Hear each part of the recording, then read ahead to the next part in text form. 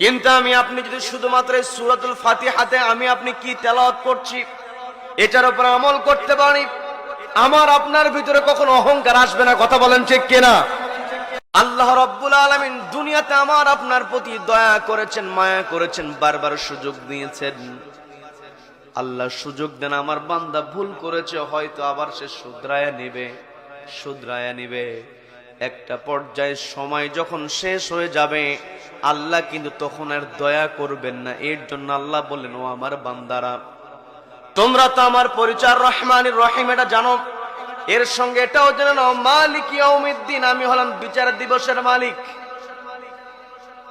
এই যে প্রতিনিয়ত আমি আপনি সূরাতুল ফাতিহা তেলাওয়াত করছি, প্রতিনিয়ত আল্লাহকে সিজদা দিচ্ছি, কোন দিন ছোটবেলায় সূরা ফাতিহা মুখস্থ করেছি আমাদের মনেই নাই। কি কথা বলেন? কিন্তু আমি আপনি যদি শুধুমাত্র সূরাতুল ফাতিহাতে আমি আপনি কি তেলাওয়াত করছি এটার উপর আমল করতে পারি, আমার আপনার ভিতরে কখনো অহংকার আসবে না। কথা বলেন ঠিক কিনা? মালিক ইয়াউমিদ্দিন, আল্লাহ হলেন চূড়ান্ত দিনের মালিক, বিচার দিবসের মালিক। হয়তো আমি আপনি বর্তমান সময়ে টাকা হয়েছে, একটু প্রভাব হয়েছে, বড় একটা চেয়ারে বসেছি, ভিতরে শয়তান উস্কানি দেবে, অহংকার জাগ্রত করবে। অহংকারে পড়ে গিয়েই কিন্তু আমার আপনার সবচেয়ে বড় ভুলটা হয়ে যায়। যেই ব্যক্তি অহংকারী হয় সে সবার আগে জুলুম করে। কথা বলেন ঠিক কিনা? তার মানে আমি আপনি যদি সূরা ফাতিহার এই অর্থটা বুঝি, মালিক ইয়াউমিদ্দিন, এই দিন নয়, চূড়ান্ত দিন কার হাতে? আলাইসাল্লাহু বিআহকামিল হাকিমিন, যেই দিন আল্লাহ চূড়ান্ত বিচার কায়েম করবেন, ওই দিন ওই জায়গাতে বিচারককে নিজের কাজে ব্যবহার করার কোনো সুযোগ থাকবে না। ওই দিন আল্লাহ আমাকে আপনাকে বিচারক বানায় দেবেন। আল্লাহ বলবেন, ইকরা কিতাবাক, তোমার কিতাব তুমি নিজেই পড়ো। কাফা বিনাফসিকাল ইয়াওমা আলাইকা হাসিবা, আজকে তোমার হিসাবের জন্য তুমি যথেষ্ট। আমি আপনি কোথায় কি করছি? কিরামা কাতিবিনা ইয়ালামুনা মা তাফআলুন, যেখানে আমি আপনি থাকি না কেন, একেবারে পানির নিচে আমি আপনি সাবমেরিনের মধ্যে গিয়ে, এই যে বাংলাদেশের টানেল বানানো হয়েছে, পানির মধ্য দিয়ে রাস্তা, যদিও এটা দেশের কোন কাজের নয়, নাম ফাটানোর জন্য, অহংকারের জন্য। কি কথা বলেন? নামটা দিয়েছে। এই পৃথিবীতে নাম বলতে হবে না। নবীজি সর্বশ্রেষ্ঠ চরিত্রের অধিকারী, সেই নবীজি আল্লাহর কাছে দোয়া করতেন, আল্লাহ আল্লাহুম্মা জাআলনি ফি আইনি সগীরা, ওগো আল্লাহ আপনি আমার চোখে আমাকে ছোট বানান, ওয়াজআলনি ফি আইনিন নাসি কাবীরা, মানুষের চোখের সামনে, মানুষের চোখের কাছে আপনি আমাকে বড় বানান। কিন্তু আমরা আজকে উল্টা, জোর করে সম্মান নিতে চাই। কি কথা বলেন? কি কথা বলেন? জোর করে যে সম্মান নেওয়া হয় সে সম্মান টেকসই হয় না। কি কথা বলেন? সম্মান তো জোর করে আমরা দেখেছি দেশের প্রত্যেকটা জায়গায় যেখানে ক্ষমতার জায়গা সেখানেই নিজের পছন্দের মানুষ, কিন্তু শেষ পর্যন্ত নিজের নিয়োগ দেওয়া মানুষ তারাও কিন্তু থাকতে দেয় নাই। এটা আমাকে আপনাকে বুঝতে হবে। আমার দেশে যে বর্তমানে প্রেক্ষাপটটা ঘটে গিয়েছে আপনারা জানেন, বিস্তারিত বলতে হবে না। শুধু আমি আপনাদেরকে এটাই বোঝানোর চেষ্টা করছি, মালিক ইয়াউমিদ্দিন, আল্লাহ হলেন চূড়ান্ত বিচার দিবসের মালিক। এই কথা যদি আমি আপনি স্মরণ করতে পারি, তাহলে আমার আপনার এই পৃথিবীতে জুলুম করা কখনো সম্ভব হবে? নামাজ পড়ে, তাহাজ্জুদ পড়ে, এমনও কথা বলে, আবার নিজেকে বড় মনে করে, আছে না নাই? নিজে তাহাজ্জুদ পড়ি এটা জানানোর তো কোনো দরকার নাই। ঘুম থেকে উঠে জায়নামাজ খোঁজ, এটা বলার তো কোনো দরকার নাই। কি কথা বলেন? ঘুম থেকে উঠে কেউ জায়নামাজ কখনো খোঁজে না, এটা তো মিথ্যা কথা। কারণ জায়নামাজে দাঁড়ানোর পূর্বে আমাকে আপনাকে ওযু করতে হবে। কি কথা বলেন? কি কথা বলেন? তার মানে এই পৃথিবীতে আমি আপনি চলবো, আল্লাহ যে আমার আপনার জন্য প্রত্যেক রাকাতে সূরা ফাতিহাকে বাধ্যতামূলক করেছেন। সূরা ফাতিহা যদি আমি আপনি না পড়ি, নামাজ হবে নাকি? সূরা ফাতিহা আমি আপনি তেলাওয়াত করি, এই যে প্রত্যেকদিন তেলাওয়াত করছি, আমি আপনি যদি শুধুমাত্র হিসাব করি 17 রাকাত ফরজ নামাজের সংখ্যার সঙ্গে যদি সুন্নাত সংখ্যা যুক্ত করে দেই সমপরিমাণ, তাহলে 5 ওয়াক্ত নামাজে 17 রাকাত ফরজ নামাজ পড়তে হয়, 17 রাকাত সুন্নাত নামাজ যুক্ত করলে হয়ে যায় 34 রাকাত। এর সঙ্গে যদি নফল মুস্তাহাব যোগ করা হয় তাহলে দেখা যায় দৈনিক একজন মানুষ 40 থেকে 50 বার সূরাতুল ফাতিহা তেলাওয়াত করে। কিন্তু কেউ কি কোনোদিন বলেছে প্রত্যেক দিন একই সূরা পড়তে আর ভালো লাগে না? কেউ বলেছে নাকি? অথচ যেই গান গেয়ে শিল্পী ভাইরাল হয়ে যায়, গোটা দুনিয়ায় চেনে, সারা জীবন গান গেয়েছে, মানুষ সেটা গ্রহণ করে নাই, হঠাৎ করে বর্তমান সময়ে কখন কোনটা ভাইরাল হয়ে যায়।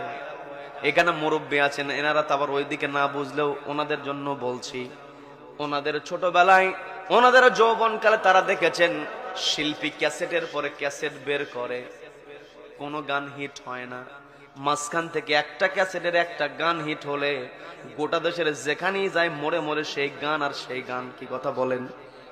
10-12 দিনে 1 মাস, এরপরে কেউ আর ওই গান শোনে না। একই গান যদি বারবার পাশাপাশি শোনা হয়, পাশের জন বিরক্ত হয়ে বলে তোর কাছে যদি ওই গান আর একবার বাজে মোবাইল আসার মেরে ভেঙে ফেলবো। কি কথা বলেন? কি কথা বলেন? আবার যেই শিল্পী গোটা দুনিয়াতে যেই গানের মাধ্যমে সে পরিচিতি লাভ করেছে, কোটিপতি হয়েছে, প্রভাবশালী হয়েছে, ওই শিল্পীকে একই গান বারবার গাইতে বললে শিল্পীর কাছেও বিরক্ত লাগে। কি কথা বলেন? কিন্তু আমার আপনার পথ চলার জন্য আল্লাহ যে কিতাবটা আমাকে আপনাকে দিয়েছেন, আমি আপনি যতই পড়ি ততই নতুন লাগে। বলেন আল্লাহু আকবার, মানে আল্লাহু আকবার। একজন আলোচককে আপনি একই আয়াতের ব্যাখ্যা করার জন্য আপনি বলবেন, পরক্ষণেই আপনি আবার বলবেন এই আয়াতের উপর আবার একটু আলোচনা করেন, দেখবেন একই আয়াত কিছুক্ষণ পর এক আয়াত থেকে আবার ভিন্ন আয়াতের আলোচনা চলে আসে, ভিন্ন আলোচনা চলে আসে একই আয়াতে। কি কথা বলেন? তার মানে এই কোরআনটা আমাকে আপনাকে বুঝতে হবে। সূরা ফাতিহা আমি আপনি তেলাওয়াত করি, কিন্তু সূরা ফাতিহার মধ্যে আমি আপনি যখন মালিক ইয়াউমিদ্দিন, আল্লাহ হলেন বিচার দিবসের মালিক, এই কথা যদি সত্যিকারই মনে প্রাণে আমি আপনি উচ্চারণ করতে পারি, তাহলে আমার আপনার পক্ষে কোথাও কোনো বিশৃঙ্খল অবস্থা তৈরি করা সম্ভব হবে?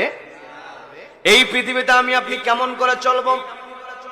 আমার আপনার পথ চলা কেমন করে হবে? মালিক ইয়াউমিদ্দিন, এই কথা যদি আমার আপনার মস্তিষ্কে, আমার আপনার চিন্তা চেতনায় সেট হয়ে যায়, আমার আপনার এই পৃথিবীতে যত লক্ষ্যই থাকুক না কেন, যত টার্গেট থাকুক না কেন, দুনিয়ার যত লক্ষ্য তত টার্গেট সবকিছু এক পাশে। আপনার লক্ষ্য টার্গেট পূর্ণ না হলেও চূড়ান্ত একটা লক্ষ্য, চূড়ান্ত একটা জায়গা, চূড়ান্ত একটা সিচুয়েশন, সেটা হলো মৃত্যুর মুখোমুখি হওয়া। আমাকে আপনাকে হতেই হবে।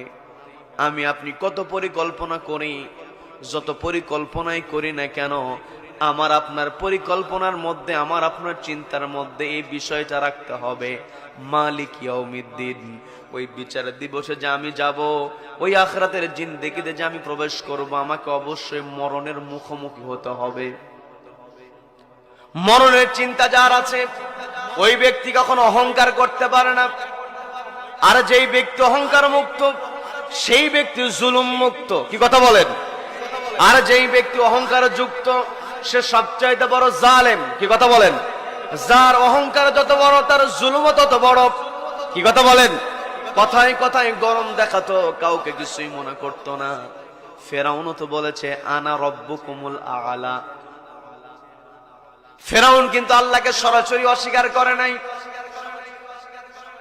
সরাসরি আল্লাহকে অস্বীকার করে নাই। সে কৌশলে বলেছে সব আছে, আমি সবগুলোর মধ্যে বড়। সবাইকে কাছে নেয়, কিন্তু বলে কেউ কোনো কথা বলতে পারবা না, আমার উপরে যেতে পারবা না, একমাত্র আমারই সবকিছু। বলেছে কি বলে নাই? বলেছে। কিন্তু নামাজের মধ্যে সত্যিকারে যে মালিক ইয়াউমুদ্দিন বুঝতো, না'বুদু ওয়া ইয়্যাকা নাস্তাঈন, কেবলমাত্র আল্লাহর কাছেই চাইতো। কি কথা বলেন? কি কথা বলেন? প্রশাসনের কাছে চাই, বলে যে কোনো মূল্যে আমাকে টিকিয়ে রাখো। কি কথা বলেন? কি কথা বলেন? কিন্তু দিন শেষে পারে নাই। এই যে আমি আপনি কি এই কথাগুলো বললাম সবকিছু কিন্তু জানা কথা, আমি আমার আলোচনার মধ্যে এখনো ঢুকি নাই, আমি শুধু আপনাদেরকে বোঝানোর চেষ্টা করলাম। ও আমার ভাইয়েরা, প্রতিনিয়ত আমি আপনি যেই আমলগুলো করছি এই আমলটাকেও যদি সুন্দর করতে পারি, আল্লাহ বলেন আহসানু আমালা, সুন্দর আমল আপনি সুন্দর আমল আল্লাহ আমার আপনার সুন্দর আমল দেখবেন। আকসারু আমালা বলেন নাই, আমার আপনার আমল অনেক আছে, আমি আপনি নফল নামাজের পর নামাজ পড়ি, নামাজ পড়তে পড়তে অবস্থা খারাপ, কিন্তু নামাজের মধ্যে যে সূরা তেলাওয়াত করলাম, সূরা ফাতিহার মধ্যে আল্লাহ কি বললেন এটাই বুঝলাম না, এটা আল্লাহ চান নাই। আল্লাহ বলেছেন ও আমার বান্দা কারা, আমি তোমাদেরকে পরীক্ষা করছি, তোমাদের পরীক্ষা হবে আহসানু আমালা, উত্তম আমল দিয়ে। আমি আপনি উত্তম আমল দিয়ে উত্তম আমল যদি আমি আপনি করতে চাই, উত্তম আমলের দ্বারা যদি আল্লাহর যেই পরীক্ষার জন্য রব্বুল আলামিন আমাকে আপনাকে দুনিয়াতে পাঠিয়েছেন, আমাকে আপনাকে আল্লাহ যে বলেন মালিক ইয়াউমিদ্দিন, ওই বিচার দিবসে সবচাইতে বড় ক্ষমতাবান হয়ে দাঁড়িয়ে যাবে একটি কিতাব, সেই কিতাবের নাম কি? সবাইকে বলতে হবে কিতাবের নাম কি? নবীজি সরাসরি দুইটা বিষয়কে উদ্ধৃত করেছেন, একটা হলো আল কোরআন আর একটা হলো রোজা। একটা হলো রোজা আর একটা হচ্ছে আল কোরআন।